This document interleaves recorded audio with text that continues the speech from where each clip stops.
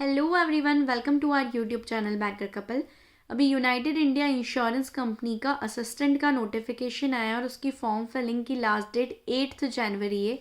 तो जिन लोगों ने भी फॉर्म नहीं भरा है अभी तक, उनके लिए कुछ मैं लेके आई हूँ यहाँ पर कुछ मोटिवेटिंग कि ये एग्ज़ाम क्यों आपके लिए इम्पॉर्टेंट है। इसका जो मैंने वैकेंसी का ट्रेंड चेक किया जब प्रीवियस ईयर्स का, तो आपको जो नए लोग हैं जिनको आइडिया नहीं है उन्हें ये देख के बहुत ही शौक होगा कि ये वैकेंसीज जो ये कितने टाइम बाद आई है।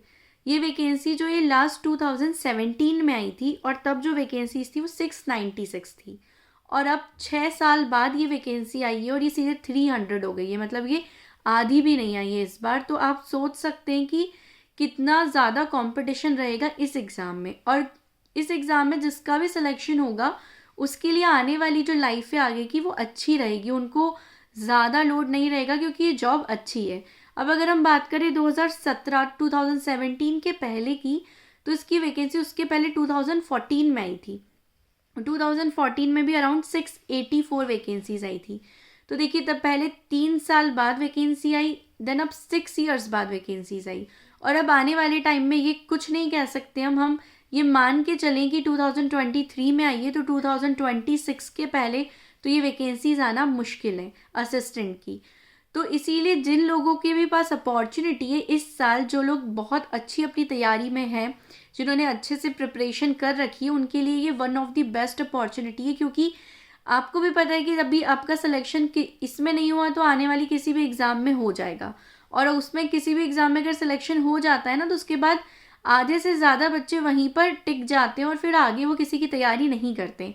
और फिर उसके बाद जब वापस से इसका नोटिफिकेशन आएगा तो हो सकता है कि तब तक वो एलिजिबल ही ना हो, या हो सकता है जहाँ पर हो वो सेट हो गए और वो अब आगे और पढ़ाई नहीं कर पा रहे हो। तो यही चीज़ रहती है। तो जब भी ऐसे कोई नोटिफिकेशन आते हैं ना इंश्योरेंस एग्ज़ाम्स के, तो आपको बाकी सारी चीज़ें साइड करके सबसे पहले उसको फोकस करना चाहिए, क्योंकि आपको पता होना चाहिए कि कितने रेयरेस्ट नोटिफिकेशन है जो हर साल नहीं आएंगे, और आपको ऐसी अपॉर्चुनिटी को बिल्कुल भी मिस नहीं करना चाहिए।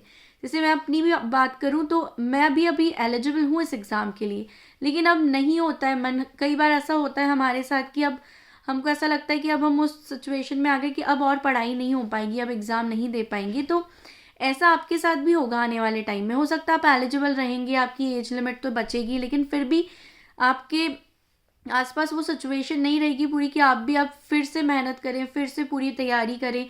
क्योंकि जब आपकी तैयारी चल रही होती है ना, तब चाहे कितनी भी डिफ़िकल्ट एग्ज़ाम आ जाए आप निकाल सकते हैं। लेकिन अगर आपने एक बार कोई एग्ज़ाम निकाल ली, आपने कोई जॉब ज्वाइन कर ली, मान लीजिए आपका बैंक पीओ में हो गया या क्लर्क में हो गया, आपने वहाँ ज्वाइन कर लिया, वहाँ पर आप सेटल हो गए, अब आपको लग रहा है कि नहीं अब नहीं कर पाएंगे, थोड़े टाइम बाद इनिशियली आपको 2 साल 3 साल जब जॉब में होते हैं तब आपका फिर भी मन करता है। कि जब और ज़्यादा टाइम हो जाता है, 5 साल हो जाते हैं, 6 साल हो जाते हैं, उसके बाद फिर किसी का मन नहीं करता कि वो फिर से कोई नई एग्ज़ाम दे। तो इसीलिए मैं आप सभी को बोल रही हूँ, अभी जितने भी नोटिफिकेशन आए ना, यूनाइटेड इंडिया, GIC, NICL, इन तीनों की तैयारी बहुत अच्छे से करो और तीनों का फॉर्म भरना। स्पेशली वो लोग जिनका RBI असिस्टेंट मेंस अच्छा नहीं गया है, क्योंकि वो लोग बहुत टैलेंटेड है, तभी वो RBI असिस्टेंट के मेंस तक पहुँचे हैं। और बहुत सारे लोगों का मेरे पास मैसेज आ रहा था कि हमारा सेक्शनल रुक सकता है। तो उन सभी को मैं ये बोलूँगी कि प्लीज़ ये वाला फॉर्म ज़रूर भरना, क्योंकि RBI में ना भी हो तो एटलीस्ट आपका इन में से किसी भी इंश्योरेंस कंपनी में हो गया ना, तो आपकी लाइफ अच्छी रहेगी। और यूनाइटेड इंडिया से रिलेटेड कुछ क्वेरीज आ रही थी मेरे पास, जैसे लैंग्वेज प्रोफिशिएंसी टेस्ट जो है उसमें रीजनल लैंग्वेज कहीं भी नोटिफिकेशन में लिखी हुई नहीं है, तो वो क्या रीजनल लैंग्वेज होगी। तो उसके लिए मैंने RTI डाला है और उसका जो रिप्लाई है अगर वो आता है तो मैं आपके साथ ज़रूर शेयर करूँगी, क्योंकि ये इम्पॉर्टेंट है। ये बहुत आपको पता होना चाहिए फॉर्म भरने से पहले। अब वैसे तो फॉर्म भरने में अब ज़्यादा दिन नहीं बचे, 8 थी लास्ट डेट है, लेकिन फिर भी अगर उसके पहले रिप्लाई आता है या जब भी आता है मैं आपके साथ वीडियो शेयर करूँगी, ताकि आपको पता हो कि आपको किस रीजनल लैंग्वेज में लैंग्वेज प्रोफिशिएंसी टेस्ट देना है। लेकिन इसका जो LPT है वो उतना डिफिकल्ट नहीं होगा, रीड राइट एंड स्पीक वाला रहता है, वैसा नहीं रहता जैसा RBI असिस्टेंट में रहता है।